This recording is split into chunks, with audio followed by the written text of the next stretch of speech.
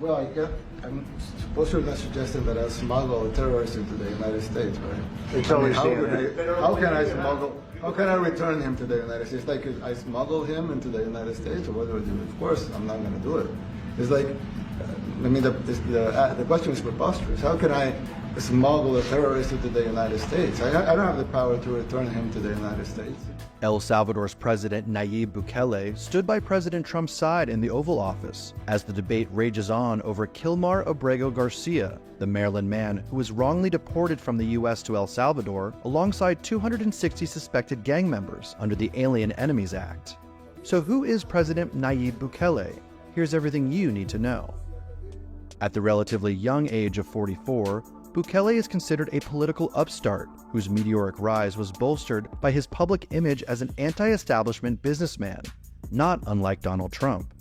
From 2009 to 2012, Bukele served as the president of the motorcycle company Yamaha Motors El Salvador. Before that, following in his father's footsteps, he launched his own ad agency in 1999. The firm, called Obermet, helped run political campaigns during the 2000s. In 2015, Bukele was elected the mayor of the country's capital, San Salvador. Shortly after that, he started his own political party called Nuevas Ideas, or New Ideas, a populist third party that claimed to reject both left-wing and right-wing politics, although his tough-on-crime approach has been embraced by conservatives around the world. In 2019, Bukele won the presidency with 53% of the vote.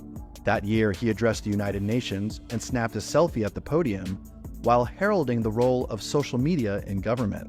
He also raised eyebrows when he changed his Twitter bio to say that he was the coolest dictator in the world.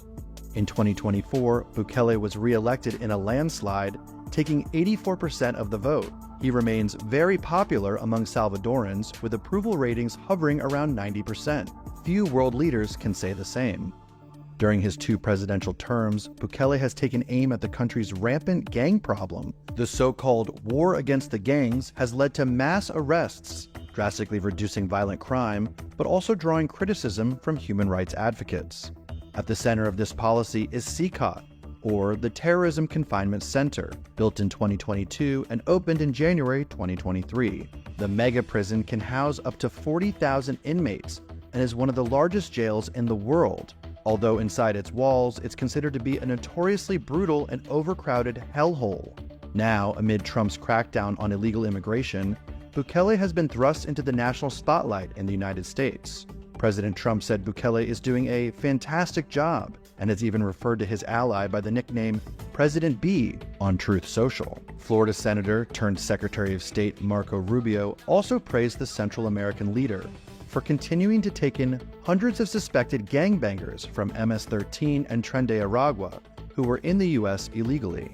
Rubio wrote on X, "The alliance between POTUS and President Nayib Bukele has become an example for security and prosperity in our hemisphere."